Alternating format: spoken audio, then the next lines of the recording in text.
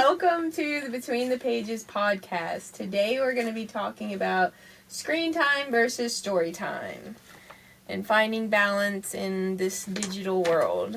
Yeah, it's difficult because it used to be all you had was page time and it wasn't digital. Yeah.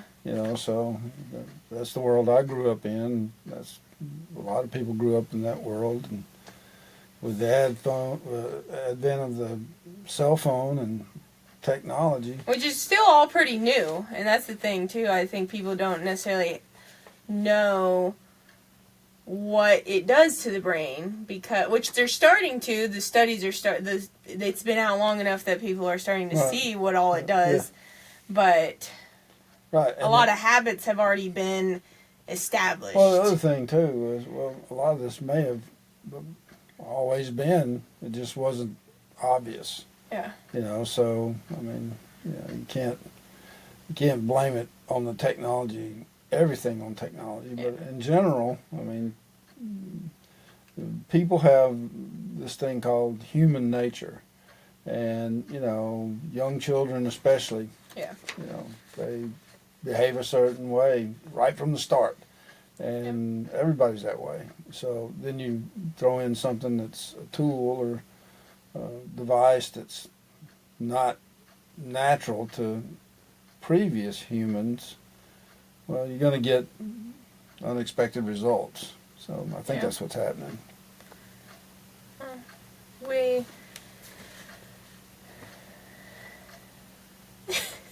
don't know what to say to that. Well, I guess the thing is, I guess in order to, it's like my physics instructor, you come in a room and there's a candle burning. Well, how long will it burn and how long has it been burning? You really can't answer those questions because you can measure the current burn rate. You can see how much fuel of the if you weren't there, you don't know. Well, that candle could have been in that candle holder for 20 years, partially burned. Somebody snuffed it out 20 years ago. And right before you came in, they relit it. Well, technically, that candle's been around 20 years. And, how long will the candle burn after you leave the room? Based on your observation, you can say, well, it's currently consuming this much wax. It'll burn this long, 2 hours. Well, if you walk out of the room, somebody blows the candle out, 2 hours come back, you can go in there and look, somebody relights it, it's still really where it was. So, that's the way it is with technology. You can't, just because it didn't exist before, and so now here it is, well, it's not the same for everyone. Yeah. Everybody's different. Some people, I wouldn't even buy a cell phone for years. That's what we were talking about. It's like, I could get by without it. I just use it as a tool. It's nice to print things out. That's technology. Even though it's not a cell phone, it's nice technology. Using the printer, using the computer, getting on my phone to pay my bills. But if I didn't have it, I would be fine. There's some people who cannot. They wake up, look at the phone. They become a phone. Yeah. I saw a video recently where the guy's like, it was just no words, but it's like, oh, if you treated your Bible like your phone, and he wakes up out of bed, gets his Bible out and just is flipping through it, brushing his teeth, flipping through the Bible, eating his cereal, flipping through the Bible, and it's like, wow, because a lot of people do that, just non-stop, have to have the phone. Well, then the kids see that, and they're like, oh, gotta have the phone too, gotta have the screen, and we get it, the screens are everywhere. You can go to the gas station and there's a little TV screen there showing you advertisements. Yeah, it's marketing. Yeah. That's what they're, But well, you don't get me wrong. And it has good benefits. I think markeing is a good thing, and especially if you live in a capitalistic system where sales is it's what everything's about. But at the same time, you got to take into account there's different types of personalities. There are people who will for the latest gizmo or whatever, they'll get a lawn chair and a tent and a raincoat and whatever. Oh, and go sit camp out there for hours in the rain or whatever. The thing that they're camping out for, that they've been camping out for not 15 or 20 years, I don't even own one. Yeah. Because I'm not interested. Yeah. You know, and there's nothing compelling me to go, oh, I need that. Yeah. But there are personality types out there. You have to have the latest Gotta thing. have it because... See, like, we were buying something recently, and it's like, okay, find the newest one, and then go four like, generations down. Right. And then that one's good. Yeah. You know, they've worked through a lot of the problems and stuff, and yeah, you can get this one, but this one's over here at $50, and this one's $600. So it's like just over 2-3 years. When these guys come out with new foods, I wait for everybody else to go first.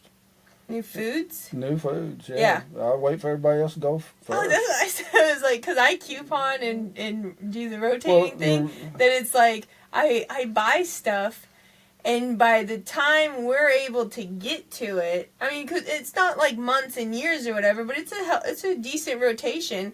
But by the time we get to that, if there was a recall, it already happened. And we're not getting that recall. Where, you know, sometimes we've had stuff, and you already, you know, we bought it that day, ate it that day, and then 2 days later, oh, there's a recall, and it's like... Right, and so that's the whole other thing, too. They, you know, you mentioned coupons. They give you a coupon to get you to buy something. Yeah. You know, because people aren't buying it. Oh, I handed one back to the lady at the store the other day. I had gotten one. I know it's off topic, but it's like, they gave me one the last time I was at the store, you know, the printout. And it was like, oh, you know, you bought Gerber products, so buy 5, you get whatever off. So I bought 5 to get whatever off. And they gave you another one. And they gave me another one, buy 8 and get this off. I was like, I didn't even want to buy the 5. Yeah. I gave it back to her. I was like, give this to some other mom that comes Well, that's through what they here did with cell because phones. I'm not, no. That's what they do with cell phones, you know. Nobody's going to go down there and spend $600, $800 for a phone. But, if you sign up for our service, we'll give you the phone for free. Yeah. Yeah. I think you're just locked in. And so then you think, well, now, you know, and so that solves the problem. You know, I got to have, everybody else has a phone. Or you don't have a phone? What's wrong? What's wrong? Oh, yeah. You know, there's peer pressure. Well, and see, in my generation growing up, it was like 50-50. Yeah. Because they had just kind of started coming out. And so a lot of people had them, but a lot of people still didn't. Right. Now, and I don't know, but I assume it's more like everybody has one. If you don't have one, you're weird. Yeah. Or you're different. Why don't you have one? You know? Well, you know, and that's because you live in a place like this. You know, there are people in this world, really. Oh, yeah. That they will live their entire life and never taste ice cream. Yeah. Ever. You know, so it's like, okay, it's just a matter of perspective. You know, and so the thing is, you know, I got lots of animals. Donkeys, chickens, turkeys, you know, goats, different animals. My neighbor has some cows. They don't look at cell phones. Yeah. You know, they don't, and so it's not in their nature, and it's really not in your nature either. But somebody's convinced you that it is in your nature, and so you succumb to it. Like I said with foods, you know, I wait to see if there's a problem with it. I do the same thing with, you know, medical treatments and things. I let other people go first. Y'all go ahead. Have fun. Yeah. See how that works out. I mean, you know, because, you know, and that's just the personality I am. Yeah. A coupon won't work on me. You know, I mean, giving me a coupon to buy something, not very I don't effective. have to get it, yeah. Right, but it's a marketing thing. Yeah. It's economics, you know, and they know. And see, in general, they know that... I guess some people do that. They just buy it just because they have it. I'm not doing that. I only use them if I'm already getting something. The guy that made it, we'll just say, we'll take, you know, some type of soda or something, right? They make 100 of them. Well, by the time they sell 20... Oh, yeah, they've already made... They've made the money it took to make all 100 of them. Now they have 80 left, right? Well, what is it to them to give you 50 cents off or $1 off or whatever? And, you know, you think you're getting a deal. Yeah. And really, they're the ones getting the they're money. making profit. And so it's that way with everything, you know. And so I guess the thing is, you got to decide within yourself. Well, how important is this? Is this something I got to have? Well, I would say no. I would say no. You don't have to have it. You can be just fine. You can get by just fine without that kind of thing. But you know, I'm in the minority for sure on that one. Well, and the point was too the screen time versus story time, and we obviously it's unavoidable. I mean, you could make it where you don't have screens and everything, but the majority of the time it's unavoidable that your kids are gonna see videos at school or just out and about in the world, or you watch a movie, you know. I mean, well, you know, and the funny thing about it is you know, it used to be that the screen time was an event. Yeah. You went to a theater and it was the popcorn and you know, the box of chocolates. Yeah. And, well, and even like I said, the streaming. It's like back when we were kids, you had to sit there and watch the commercial, and then or like we would be watching the cartoon or whatever, and commercial would come on. Well, there was enough time. The commercials are so boring. But some of them are funny, but there was enough time that you could get on your bike, ride down to the mailbox, come back, and then get back, and it would be like just in time for the, you know, because it's only like 2 or 3 minutes or whatever. But it's like now it just runs through. There's no stopping. But think about that though. What if you missed something? What if you got delayed at the mailbox and you got back and you missed 3 or 4 or 5 minutes of the? What happened? Is your life over now? No. You know, and that's the funny thing about early TV. I mean, you know, shows like Andy Griffith and different ones, you know, no one's ever watching TV. Yeah. Oh, yeah. They were living life. You know, Andy's taking off on Wednesday afternoon going fishing with his kid. Yeah. You know, because it was a slower pace, you know, and that's the thing. It gets sold that it makes things quicker, but it takes up more time, too. Well, here's what happens. You know, and it's kind of funny because we're going to introduce this new technology, and it's going to reduce your workload by 20% or 30%, and so you're going to have an extra day a week to pursue other activities. Well, what they don't tell you is those other activities are more work. Yeah. You know, so it's not like, oh, you were working 40 hours. Now we're implementing this technology. You're able to get it done in 30 hours. Yeah. Well, you can just have that 10 hours to go do it. But see, you can take that 10 hours, but I'm not going to pay you. Yeah. And so the reason why you're there is you need the money. Most folks is they need money to pay their bills. So they just find something else. So they give you more to do. So you not only do you have the same workload that you had before, but now you got more. Yeah. And so it's a never-ending cycle. And so you never really ever. This is the problem with AI. AI is not. It may do 80% of your job, but the 20% that it doesn't do is usually the most difficult part. Yeah. And so the thing is you're still going to wind up doing the hard part. It's not going to be like you're going to have, extra time to be able to do other things.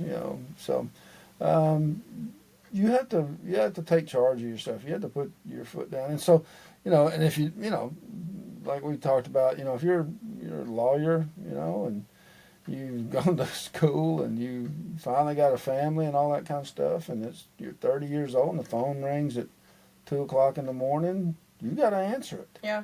There's no not answering it, because if you don't answer it, well, they just find another lawyer. Yeah. So, I mean, you really aren't really free like they told you would be. Like, you get your degree, you get this out of the way, you set yourself up, and you'll have time for a family. You're a slave to your technology. Yeah, you're a slave to it. And, you have to answer that. You have to, and I guess I'm just having such a low profile life that I'm like, I turn my phone on silent regularly. Yeah. Well, that Ted Kaczynski guy, he wrote a book on the technological slavery. And when he was in prison, he was a Unabomber, right? And so he couldn't make any money, he couldn't get royalties off of it. I remember that. But he sold the book, and it's like he kind of got some things right. I mean, you wind up being a slave to technology. Oh yeah. And so you got to pay for it to use it, and it just for a lot of people, it just controls their life. Right, and if you don't have critical thinking skills or the ability to think objectively, then you're pretty much just going to believe what you're told. Yeah. And that's when problems come in, because people can make statements today and they don't have to really substantiate it or back it up. That's what I was thinking, because to get into the next part, I was going to say how kids who read real books, actually, I didn't put any of the actual facts or studies in it, but they say that they sit longer and can, partake in activities instead of just moving around all the time. I don't have the TV in front of me. Oh, I don't know what to do with my life. Where am I going? What am I doing?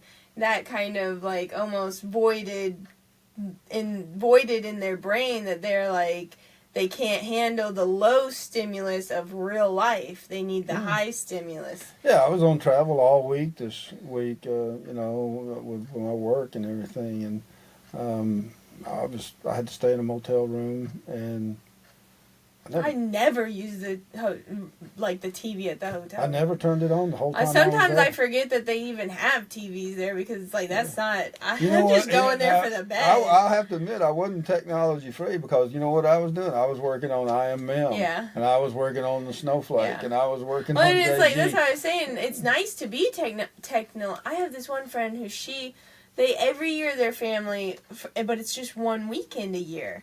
Right. And they have like a get together or whatever, and nobody uses their phone. Nobody, not any of the other people. And it's like, I like to do that every now and again. It is a little difficult, because other people sometimes expect you to say, hey, and we're going, whoa, I didn't hear from you all day, or I didn't hear from you this week. What happened? What's going on? Yeah. But it's like, when you can just put it away, it's so freeing, and it's just so nice to just spend time. And I saw recently, it was like, and I know this isn't about kids, but it was like, go on my phone. I saw all this information I get on my phone. Well, and I limit I barely am on my screen time, but I still have screen time. But they were like, basically phones and stuff, which we never do in our relationship, but like people go out to dinner, I guess, and they're just sitting there on their phone. We never do that. Well, but when phones started, like, because we didn't have them as kids, it was always anyone who had a phone, it's not at the dinner table. Yeah. It's not, you can leave. I mean, not to be rude, but it's like, we don't need that at the table. This is the table we're all, enjoying the conversation between each other. And so even when I go out with friends or go out with my husband, it's not, I don't think about, because when I'm at home, I'm not sitting there on my phone. Yeah. It's like, put on the table somewhere else, or it's on the table next to me but turned upside down so that it's not Well, there. Like you said, I mean, I didn't even, it was 10, 15 years before I even bought a phone. Oh, I know. You only got a phone recently. So I was in a Wendy's one day. I wasn't done with my story. Oh, I'm sorry. Go ahead. They said that I thought you no, it just takes me a long time to get to the point. Cool. No problem. I wonder where I learned that from. No. I said that to someone one time. I was like, after moving out and then going back and, being an adult with an adult brain and hanging out with my dad, I was like, if you ever wondered why it takes me so long to get to this point in the story, it's my dad. That's where I got it from. Yeah, but it's a fault, anyway, sure, yeah. They said, go on a date with your spouse, girlfriend, husband, whatever. Go on a date with them, or spend the weekend, no phone. Right. They're like, take a vacation, a phone-free vacation, and they're like, leave it at the hotel. He's like, the first day's hard. You're like almost twitchy, antsy, where you're looking for it. Yep. And then after 4 days, it is like, you will have the most bonding experience you've ever had. And like, I can attest to that, because we go on hikes a lot, and we bring a phone for the pure purpose of if there's an emergency, which there never is. If there is, you wouldn't have a signal. You wouldn't have a signal. Sometimes you go on hikes and there is a signal, but anyway, if atmospheric we've already had this conversation. You said you need to get one of those satellite things, but anyway, one day maybe. But anywho, we just put it in like our camel bag. And we're not using it. You're not stopping, oh, I gotta take a breath and check my Facebook. Yeah. And so it's like going on those adventures and doing things with no technology is natural and it's normal for me because it's how we were raised. But then I look at a lot of my friends and it's like I go hang out with people and they're just sitting there on the couch the whole time on their phone. And I'm like, I came here to hang out with you guys. Well, you know, why are we? Not all of them, but like there will always be one. It's like I always in the good old days of life, you had manners. Yeah. And so it was always interesting to me how a person would, if they had a conversation with someone, they would do it in private. Yeah. You would go home, call on the phone. Now you sit at the grocery store and hear people talk about stuff, and it's like they answer the phone right there in front of you. Yeah, they answer the phone right in front of you, and you're just sitting there going, "I'm not interested in what you're talking about. Why are you doing this? Where I need to I think the most that I'll talk like in public is like, hey. Did you want this? It's on sale. Well, and the other rude thing that people do with technology is like, everybody in the good old days, you would have to stand in line at the bank or the post office to mail a letter or make a deposit or something like that. And the teller would always say like, next, or whatever, right? And so, actually that shows up in the veil, the postmaster guy calling out next. But, you're there, you're next in line to go up, and the teller goes, oh, hey, yeah, you in the red jacket back for 4 or 5 people back, come on up. And you just get to skip everybody else. Well, that's rude to cut line like that, right? Yeah. Well, that's what people do. They'll be sitting there having a conversation with you, and it's oh, I got to take this. Yeah. And what they do is, you were here. Oh, they were talking to you, and they I got to take this. And so what they're basically saying is, you're not that important. Yeah. Whatever it was we were talking about, whatever this is that's coming in, this is more important. And, the thing is, it would be better to say, well, hey, I got to go. I need to, take this call. It was nice seeing you or whatever. But not just to have somebody stand around while you take waiting for take the call and they're standing there listening to you talk waiting, to whoever. I know. Yeah, and it's like that's. What are you supposed to do? Just sit there and. Well, but do it to your kids. You're supposed to be sitting there. Oh yeah, people do. There was a trend a little while ago, and one of my friends, they actually did it to her husband. Well, the kids did it. The kids are kind of older, teenage, middle, whatever. I guess preteens is what they are. But it was like when people are on the phone, and you ask them something, and they just like, oh yeah, or you hand them something. And that, I think that was what it was. So the dad's always on the phone, like from the moment he gets home or whatever. And so the kids did it to him and like handed him an orange or just handed him a broom or like a plant or it was just weird stuff and like not a heavy thing, but just and he would just walk around with it. Like you're so mindlessly not even in reality. Because you should, what? Hold on 1 second. What is you doing? What is this? And so, yeah. But it just, like, sucks you in. And if he couldn't find his phone, he would freak out. Freak out, yeah. And that is your real clue that there's a psychological problem. Yeah. There's something amiss. Yeah. Because of... Well, and it's like, and it shouldn't be so...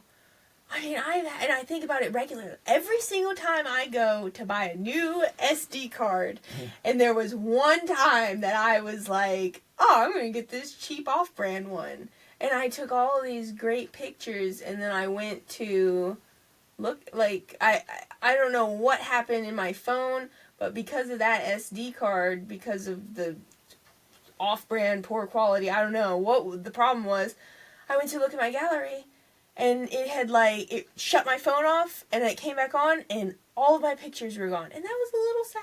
It was a little sad. Well, see, But it's okay. You know, it's as a like, kid, we didn't walk around with oh, I cameras know in our you didn't. pockets. I think about, I'm like, Yeah. I remember going to 5th grade field trip with the little, you get like 10 pictures on this thing, and then you gotta wait until you get back to the house, give it to mom, she's gonna go send it to the store, and then like a month later, you get your actual pictures, and you're like, some of these were not the greatest. Well, yeah, and that's the whole thing. I mean, you know, whatever those were called, I don't know. Instamatics. Yeah. They were Instamatics and Photo Pronto. Yeah. And, you know, but, you know, you think about it, your mind, but whether you believe this or not, everything you've ever seen is in your mind. Oh, yeah, I know. So all the pictures that you're taking, you already have them in your mind. Exactly. And that's why I'm like, I love taking pictures and savoring the moment, but then I'm like, and then I'll have gaps in my phone because it's like, no, I want to enjoy this moment. And so I don't have my phone. I want to be here. I don't want to be the mom behind the camera. But... Yeah. You know, so it's that kind of thing. I mean, back in the day, they had like one picture every 5-10 years, if that, maybe. You know, it was like Most a big times deal if you had a family picture. They took a picture. It was because they were at a funeral. Yep. That's exactly what I was thinking about, because there's that one picture of everybody. Somebody had passed away, and everybody's crowded around, and they had the coffin or casket. And it's like, well, why did they do that? Because this is the only time that the whole family, and it's like all black and white, sepia or whatever. But it's like, this is the only time everybody was actually there. And, you know, it was a lot of effort to get a picture back then. Yeah. And now it's like... So, but yeah, I mean, you know... I know that's way off topic. Well, no, but it's true. Sort of the topic. The thing is, you know, the picture you should have is the time you're spending with your child reading or you know, playing games or interacting, not something that was recorded on a VHS or a phone or... Yeah. Well, and that's the thing. It's like, when do I go back and actually look at the stuff? There was a time that I was... printing out the pictures for our walls like once a year, but even that, what do you 20 pictures maybe? I mean, well, the other scary part of it, I mean, if there is a scary part of it, is like you're going to leave it all behind. I knew you were going to say that. So you know, the things that you cling to, you know, you might want to. They don't matter. They're not unimportant. I say that all the time. I'm like, this doesn't even matter. It doesn't even matter. Yeah. You know, it's just like, it's just stuff. Yeah, just stuff. So, yeah. I mean, but, you know, being able, that's the deal with Mabel. She couldn't break that addiction. She was like, she got succumbed to it. And then, you know, she didn't have the willpower or the strength within herself to do it. She needed a force from outside of her to help her, you know, break free. And, you know, once she broke free, you know, and that was the thing. Well, I didn't have a phone, but I'm sitting there in that Wendy's and I see all families, everybody just sitting there looking down, not talking to each other, looking at their devices and stuff. And I'm thinking, okay, there's something wrong with this picture. See, that's why actually a lot of times we like to just, even if we're going to go out, just pick the stuff up and take it home, because it's just not, you can actually, like, sit and talk, you know, at the restaurants, I feel so rushed, like, oh, we gotta, you know, you only want to take up, like, an hour time slot, don't want to keep them from getting other tips or whatever, but it's like, I like to sit and talk and enjoy the moment with everybody and not that's what it is. Rushed. That's why you're there. The ambiance, the environment, the people you're with, the food, you know, all of that is part of the experience. And then they get to wash the dishes. Yeah, and that's why we were talking about quantum computing and that kind of thing. It'll never be able to replace a human memory because there's so many nuanced aspects to a human memory, the smells, the air. That's what we were saying the other day with the temperature.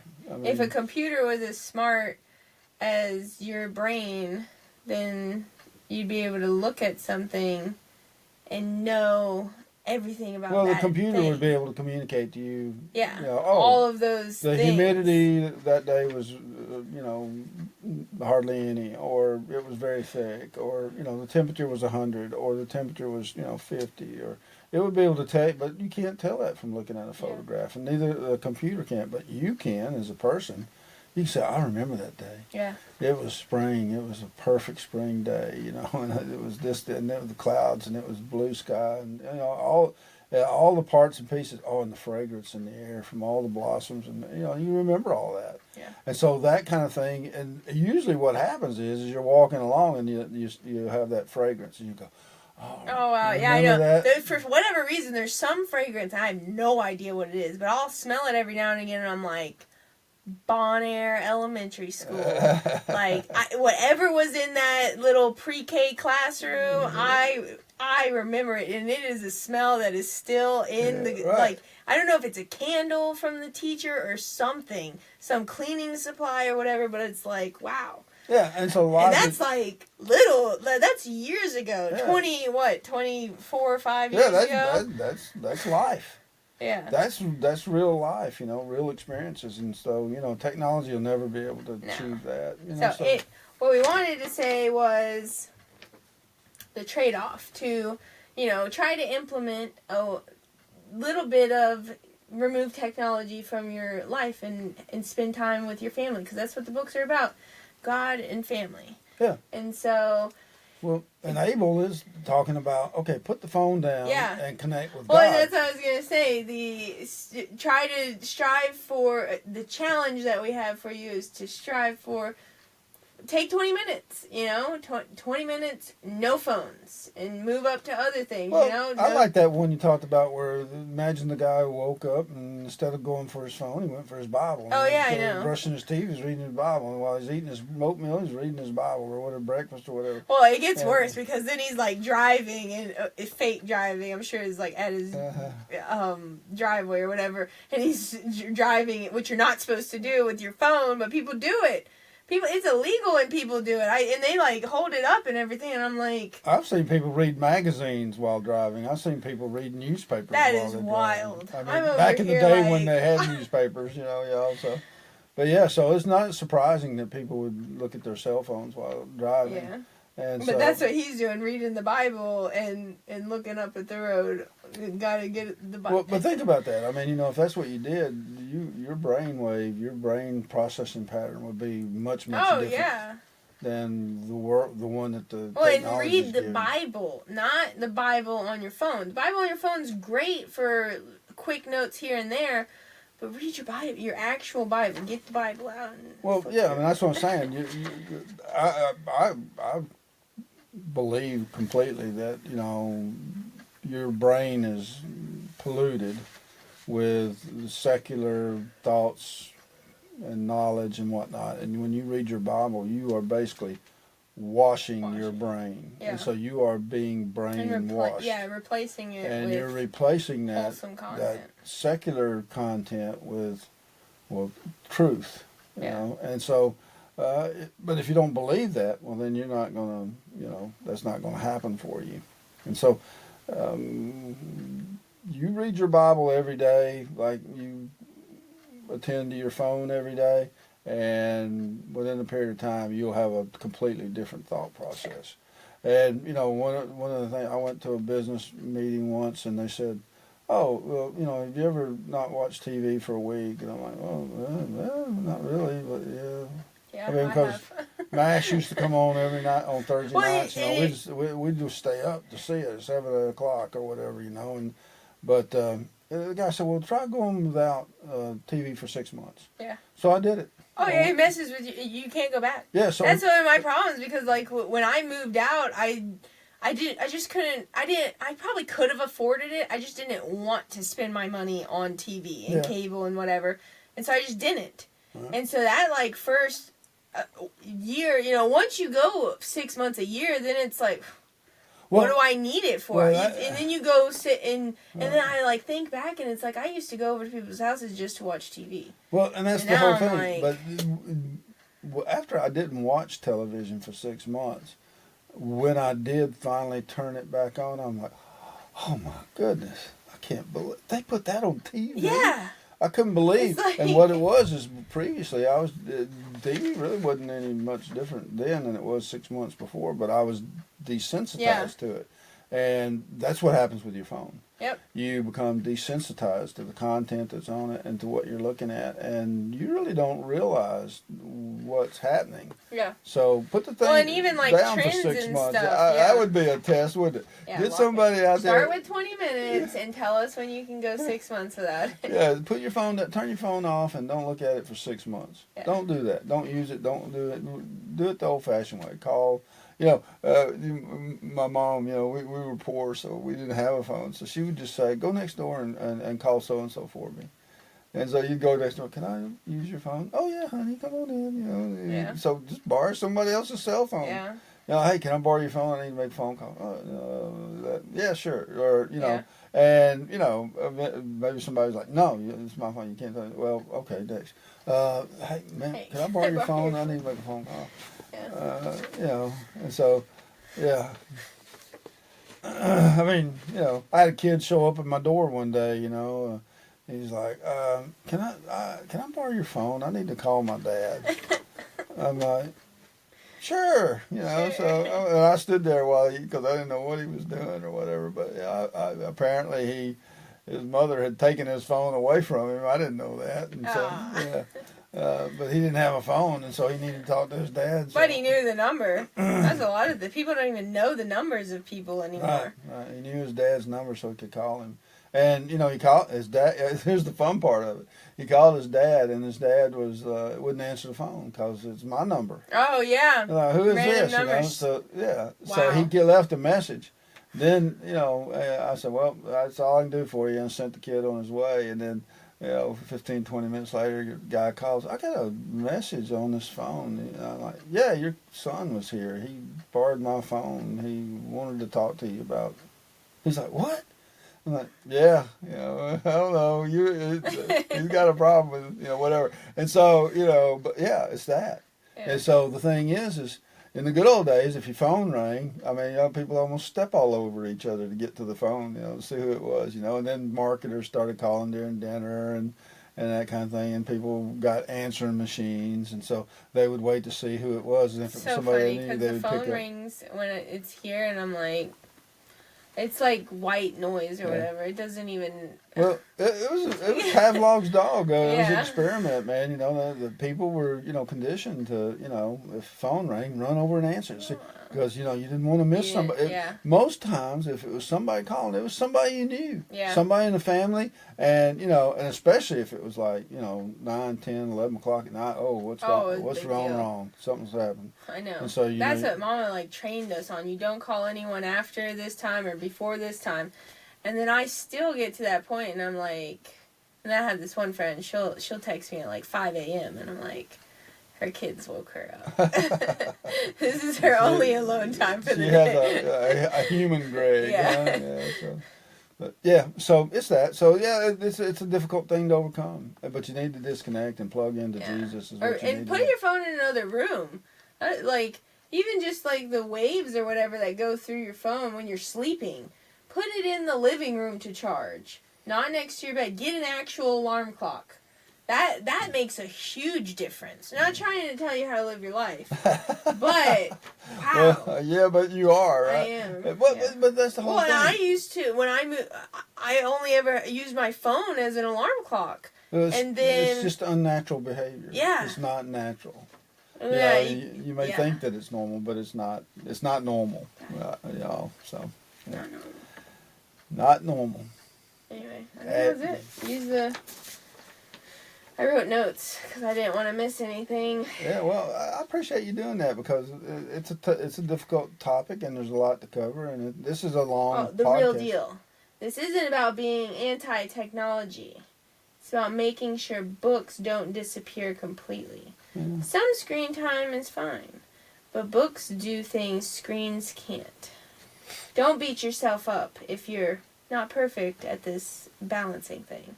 Well, I mean, like we talked about, I mean, the reason you go out to dinner is because of the ambiance, you like the people, you like the servers, you like the owner, you like the food, you like the recipes, you like the people you're with, you like the conversation. Well, you know, a book on a laptop is not that. Yeah. A real book is paper and leather, and there's an odor. These books aren't leather. It needs to be plastic. Well, I mean, Or you paper, I could guess. leather bound them if you want to. But I'm just saying, I like it. While I was in my room this week, I finished The Pilgrim's Progress. I enjoyed that book. The Legacy Edition is written in modern English with all the illustrations and anytime something's happening in the book, the scripture reference is right over there in the margin, and you can read what's being said. And that's not going to happen on the laptop.